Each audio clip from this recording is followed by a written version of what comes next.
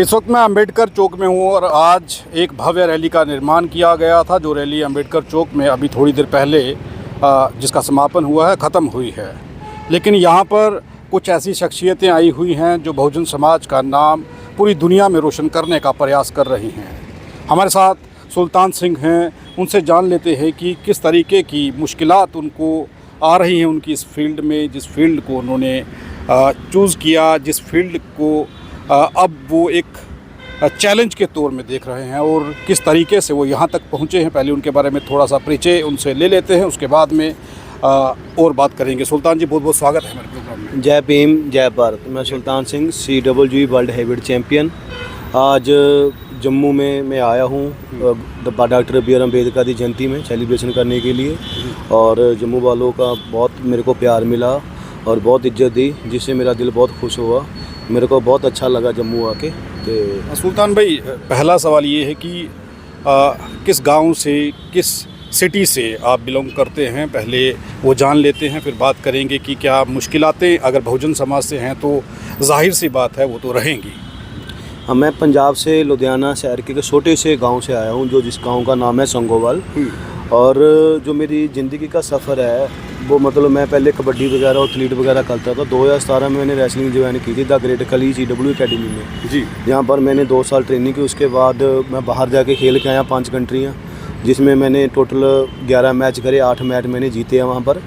और उसके बाद मैंने फिर करनाल में वर्ल्ड हैवीवेट चैम्पियनशिप के लिए चैलेंज किया था। राजस्थान के लड़के को, राजपूत जाति से बिलोंग करता था और उसको घमंड भी था उस चीज़ का, तो उसका घमंड तोड़ने के लिए मैंने उसको चैलेंज किया और उसको हरा के CWG वर्ल्ड हैवीवेट चैम्पियन अपने देश और समाज के लिए दी। आगे की तैयारियां क्या हैं और मुश्किलातें क्या रही हैं इस सफ़र में? 2017 से लेकर अब तक जो मुश्किलात हैं वो क्या रही हैं? और क्योंकि मैंने सुना है कि बड़े सारे चैलेंजेस जो हैं वो आपके लिए रहे हैं। जी, मेरा आगे का जो टारगेट है वो WWE में जाना है। और WWE में जाके जो जिसने हमारे देश का संविधान लिखा है, भारत रत्न डॉक्टर BR अम्बेडकर, जो उनकी सोच है वहाँ पर WWE रिंग में एक बार ज़िंदगी में सपना है मेरा, जो एक बार बोलना चाहता हूँ जय भीम का नारा, और WWE में। और जो गोरे हैं उनके मुंह से भी ये बुलाना चाहता हूँ, जो मेरा सपना है। और जो मुश्किलें आ रही हैं, मुश्किलें ये आ रही हैं क्योंकि मैं उस समाज से आता हूँ जो समाज संघर्षशील है और जो समाज में लोगों को दबाया जाता है, और जो समाज ऐसा है जिसको दूसरे समाज के लोग धिक्कारते हैं। और मेरे साथ भी यही हो रहा है, जात पात को लेके मेरे को बांटा जा रहा है। और मेरे को सबसे बड़ी दिक्कत यही आ रही है भी जात पात से लेके मेरे को लोग बांटा जा रहा है। पर मेरा जो मकसद है, मैं अपने देश को एक नई दिशा देना चाहता हूँ और जो बाबा साहब की सोच है उसको आगे लेके जाना चाहता हूँ। कितना खर्च जो है वो आपका रहता है डाइट को लेकर के, इन सब चीज़ों को लेकर के, और मैनेज कैसे करते हैं? क्योंकि बहुजन समाज से मैं फिर से ये शब्द इस्तेमाल कर रहा हूँ, संघर्ष जो है वो रहा है हमेशा। तो डाइट का पवन जी बता रहे थे कि पर डे बहुत ज़्यादा खर्चा है, कैसे मैनेज होता है, वो सारी चीज़ें कैसे करते हैं? हाँ, मेरी जो डाइट है वो कम से कम नहीं 50 और 60 हज़ार महीने की, मतलब डाइट ही है नॉर्मल मेरी। और जो मेरा डाइट का खर्चा इतना है, पर इतना होता नहीं है क्योंकि मैं एक बहुत नॉर्मल फैमिली से बिलोंग करता हूँ और मेरी जो फैमिली है इतना खर्चा नहीं उठा सकती। और जैसे अभी चल रहा है मेरा, जो मेरे सपने हैं, मतलब मेरा जो प्रॉब्लम आ रही है, सबसे बड़ी जो दिक्कत आ रही है फाइनेंशियल आ रही है, जिसके कारण मैं आगे नहीं बढ़ पा रहा हूँ। और मैं अपने समाज को ये अपील करना चाहता हूँ कि भी सुल्तान का साथ दो, जो बाबा साहब की सोच है उनको WWE में लेके जाऊँ।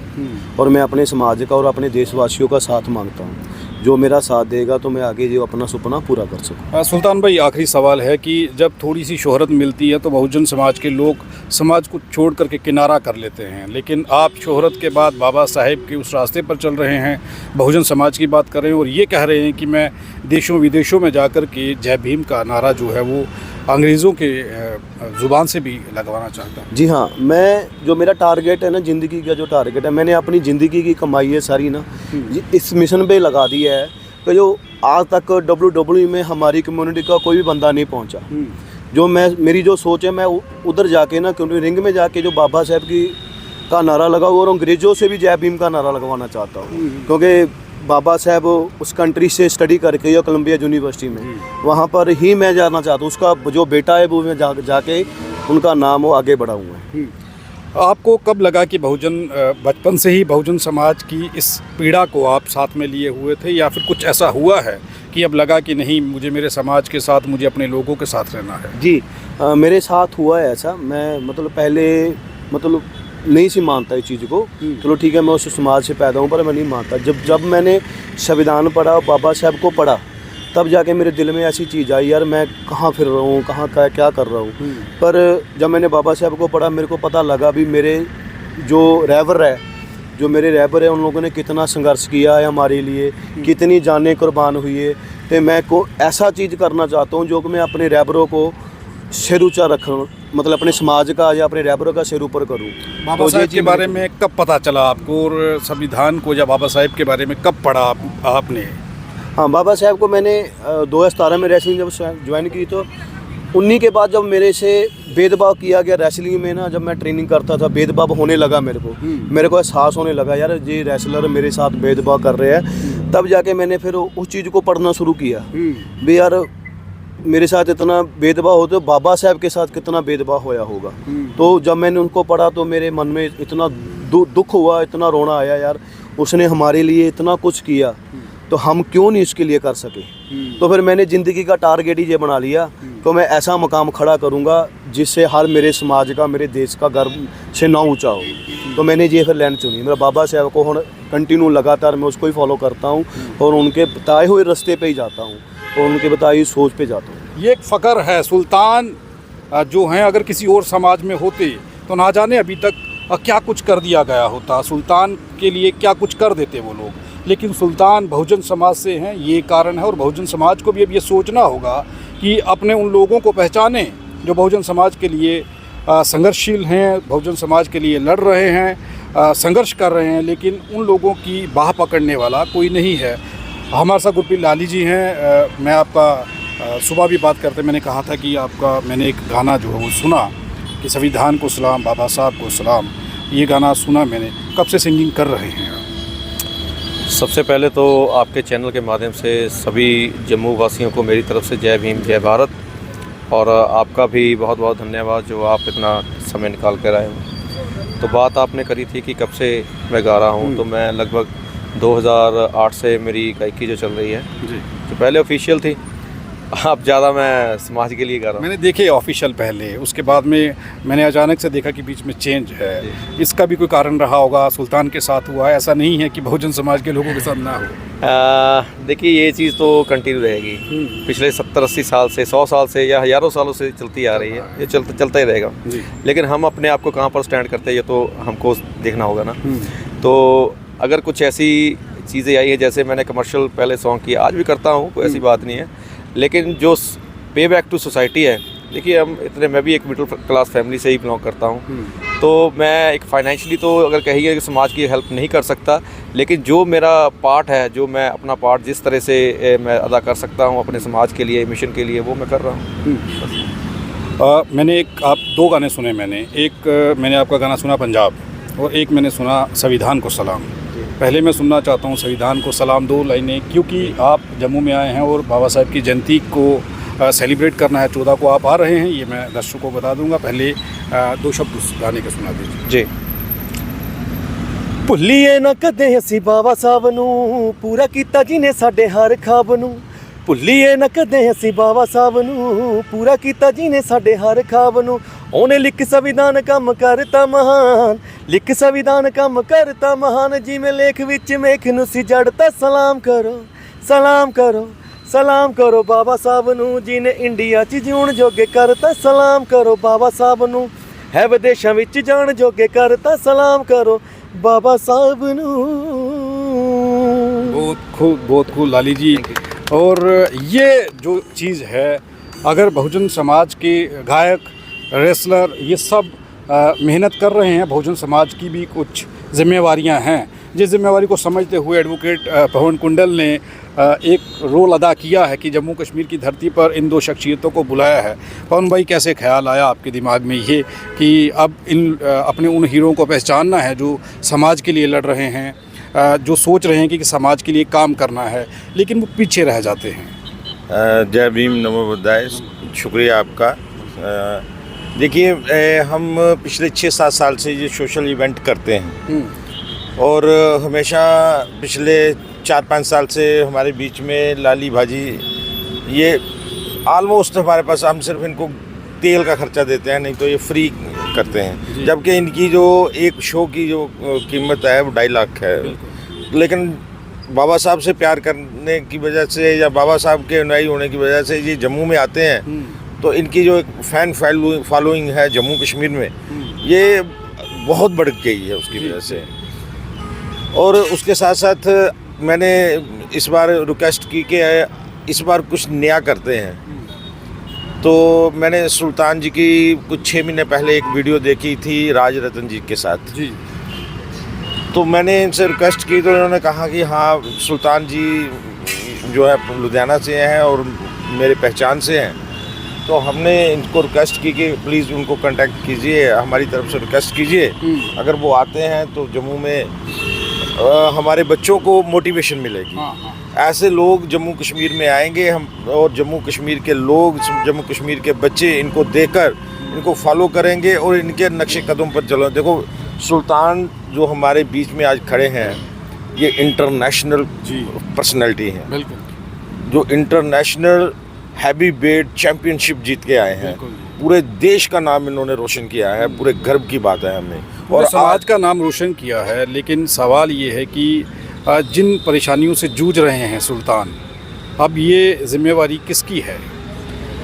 जिन परेशानियों से जूझ रहे हैं, इसमें बात ये है कि जो एक बात है कि फाइनेंशियल प्रॉब्लम है, उसका हम हल जो है वो मिलके निकाल सकते हैं, लेकिन जो दूसरी प्रॉब्लम है उसके लिए तो हमें संघर्ष करना पड़ेगा। वो तो जहाँ भी जाएंगे तो वो रहेगा। बाकी जो जहाँ तक इनका ख्याल रखना, ध्यान रखना, अब ये सिर्फ अपनी फैमिली की नहीं, हमारे देश की असेट है, बिल्कुल, और ये बहुजन समाज का असेट तो है ही है, और इस असेट को आगे चलाना ये हमारा कर्तव्य है। तो जहाँ तक जितना हो सकेगा हम लोग सपोर्ट करेंगे। सुल्तान भाई ने कहा है कि WWE में जाना है और वहाँ पर जाकर के बाबा साहेब का नारा जो है उस रिंग में लगवाना है और अंग्रेज़ों के मुंह से जय भीम निकलवाना है। इसमें कैसे मदद रहेगी अब बहुजन समाज की जम्मू कश्मीर से? जम्मू कश्मीर में हम एक तो इनकी पॉपुलैरिटी को बढ़ाएंगे जी, और दूसरा है कि जो कोशिश करेंगे जितना हो सके इनको कंट्रीब्यूट करेंगे, ताकि जिनके जो खर्चे हैं या इनके जो वो मेंटेन करेंगे, तो जब इनके पास 4 पैसे होंगे तो मुझे लगता है कि ये कोई मुश्किल नहीं है। बहुत अच्छे ये रेसलर हैं और हैवी वेट चैंपियनशिप जीत के आना एक बच्चों का खेल नहीं है। अगर बहुजन समाज के हैं तो देखिए आज इस चौक में खैर हज़ारों की तादाद में जहाँ लोग थे, लेकिन जहाँ अभी ये खड़े हैं यहाँ मुझे लगता है कि जब इन लोगों को पता चलता तो यहाँ बहुत ज़्यादा भीड़ जो है वो करोड़ हो जाता है। सुल्तान भाई, बाबा साहेब की प्रतिमा है पीछे। जिस दिन पहली बार फ़ोन आया था कि यहाँ पर आना है जम्मू में और बाबा साहेब की जयंती पर आपको यहाँ पर आकर के पार्टिसिपेट करना है, तो क्या विचार आया था उस वक्त? जब ये मेरा गुरप्रीत ललित भाजी अपने सिंगर ने जो इन लोगों ने मेरा प्यार बहुत है इसके साथ, इसने जब मेरे को बोला भी सुल्तान भाई आपको जम्मू में ना, जम्मू कश्मीर में आपको इनवाइट करना है बाबा साहब की जयंती में, तो बहुत मेरे को खुशी हुई। किस चीज़ की खुशी हुई? इस चीज़ की खुशी हुई यार, मैं जम्मू तक भी मेरे को लोग जानते हैं यार, मेरे को बड़ा महसूस हुआ, गर्व हुआ भी मेरे समाज के मेरे को प्यार दे रहे हैं यार, हर अलग अलग स्टेटों पे दे रहे हैं। तो मैं पहली बार जहाँ पर जम्मू में आया हूँ और इतना प्यार मिला कहीं नहीं मिला यार, सच में। तो बहुत इज्जत दी मेरे को इन लोगों ने, फ़ोटो वगैरह कराई, बहुत प्यार दिया लोगों ने। जब तक मैंने फ़ोटो नहीं कराई तब तक मेरे पास खड़े रहे वो, कम से कम नहीं 7-8 घंटे मेरे पास खड़े रहे वो, मेरे साथ फ़ोटो करा के। मतलब ये प्यार है, जो प्यार है मेरे को लोगों ने दिया और मैं ये प्यार को आगे लेके जाना चाहता हूँ।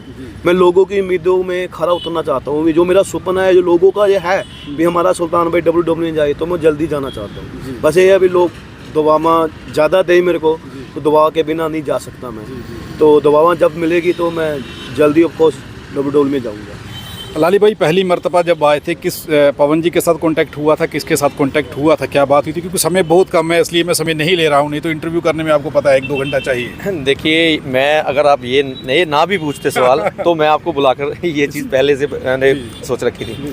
आरटीआई इंडिया न्यूज़, ठीक है, तो संसार सिंह जी आपका नाम है, तो पहले तो मैं आपका धन्यवाद करना चाहता हूँ कि आपने बड़े अच्छे सवाल करे आज। तो जैसे मैं बता रहा हूँ कि पहली दफ़ा जो मेरे से बात हुई थी वो कुंदल साहब की हुई थी, पवन कुमार कुंदल जी, और मैं इनका इतना धन्यवाद करता हूँ कि मतलब मेरे पास वो अल्फाज नहीं है। इन्होंने पहली बार जब मेरे को फ़ोन करा था तो ये बोले कि भाई हमारे ऐसे ऐसे प्रोग्राम है, मेला होता है, तो आपने यहाँ पर आके परफॉर्म करना है, तो आप एक बार ज़रूर आइए। तो मैंने सोचा कि चलो ठीक है भाई, आएंगे। जब मैंने यहाँ पर आकर देखा और लोगों ने इतना प्यार करा कि आज मेरे को यहाँ पर शायद 4 से 5 साल यहाँ पर हो गए हैं। और मुझे ये खुद कभी मैं सोचता हूँ कि यार मैं हर रूटीन में जा रहा हूँ तो कहीं लोग ना बोर हो जाएं, लेकिन लोगों का हर दिन जब हर बार मैं आता हूँ तो प्यार दुगना चुगना ही दिखता है। तो आज भी ये मेरी फैमिली की तरह ही है, सब लोग खड़े हुए हैं, कुंदल साहब, उनके ये जितने भी प्रबंधक कमेटी है, तो आज मैं उनका फिर से एक बार धन्यवाद करता हूँ। 14 तारीख को फिर से एक बार इन्होंने मेरे को इन्वाइट करा हुआ है यहाँ पे, तो मैं यहाँ पर आकर परफॉर्म करूँगा। तो यही मैं अपील भी आपके चैनल के माध्यम से करता हूँ कि 14 तारीख को यहाँ पर अंबेडकर चौक में जो मेला हो रहा है, बाबा साहब doctor Bhimrao Ambedkar celebration committee की तरफ से आप सभी आमंत्रित हैं और सभी यहाँ पर पहुँचिए। हम मिलकर सब बाबा साहब का जो बर्थडे सेलिब्रेशन है उसको अच्छे ढंग से मनाने की कोशिश करेंगे। और फिर से एक बार आपके आरटीआई चैनल का और आपका संसार सिंह जी, और मैं एक चीज़ और कहनी चाहता हूँ जाते जाते कि मेरी कोशिश थी सुल्तान को यहाँ लाने की, इस वजह से ये कोशिश थी कि मतलब इनको देखकर यहाँ का जो जम्मू कश्मीर के जो नौजवान पीढ़ी है उनके अंदर भी एक जोश पैदा हो। तो मेरी कोशिश आगे भी ये रहेगी कि हम हर साल कुछ ना कुछ ऐसा, कोई ना कोई ऐसी सेलिब्रिटी, कोई ना कोई ऐसा अचीवर यहाँ पर ला के खड़ा करेंगे जिससे यहाँ पर जो यहाँ के लोग हैं जम्मू कश्मीर के, वो मोटिवेट हों और अपने आप को इंस्पायरेशन रोल में अपने आप को देखें और उनसे इंस्पायर होकर जम्मू कश्मीर का नाम रोशन करें। और मैं आज ये भी आपके चैनल के माध्यम से कहना चाहता हूँ कि अगर कोई यहाँ से अचीव कोई भी करके आता है तो उसको पूरे वर्ल्ड में प्रमोट करने की जिम्मेवारी मेरी रहेगी। थैंक यू, बहुत बहुत धन्यवाद हमारे साथ बात करने के लिए लाली जी और सुल्तान जी। बड़ी सारी बातें हैं, अगर सिर्फ लाली जी के जीवन की बात करनी हो तो मेरे ख्याल से 1 से 1.5 घंटा चाहिए, 2 घंटे चाहिए, और बिना किसी तैयारी के ये इंटरव्यू हुआ है। अचानक से 10-5 मिनट जो है इन्होंने दिए हैं। फिर कभी इनसे बात करेंगे। सुल्तान जी ने जो समय दिया, सुल्तान जी धन्यवाद हमारे साथ बात करने के लिए, लाली जी धन्यवाद हमारे साथ बात करने के लिए, और कुंडल जी स्पेशल आपका थैंक्स है कि आप ये सब जो कर रहे हैं, जिस वजह से सब लोग आपस में मिल रहे हैं। और शायद सुल्तान जी को और लाली जी को लोग यूट्यूब पर देखते या फिर टीवी चैनल्स पर इनके गाने या इनकी रेसलिंग को देखते, लेकिन अब रूबरू लोग यहाँ पर देख रहे हैं। और बहुजन समाज को ये चाहिए कि इनका सपोर्ट भी करे, इनके साथ खड़ा हो, क्योंकि ये अगर समाज के लिए सामने आए हैं और समाज की जिम्मेवारी जो है वो समाज को निभानी होगी। आप देखते रहें आरटीआई इंडिया न्यूज़, लोकतंत्र का पहरेदार, ताकि हम पहुंचा सकें आप तक वो खबरें जो नहीं पहुंच रही हैं या फिर जो नहीं पहुंचाई जा रही हैं। धन्यवाद। हम किसी भी प्रकार का कोई विज्ञापन नहीं लेते हैं, हम आज़ाद पत्रकारिता करते हैं। अगर आप चाहते हैं कि आज़ाद पत्रकारिता जिंदा रहे तो आरटीआई इंडिया न्यूज़ का आर्थिक सहयोग करें, ताकि आरटीआई इंडिया न्यूज़ आज़ाद पत्रकारिता करता रह सके।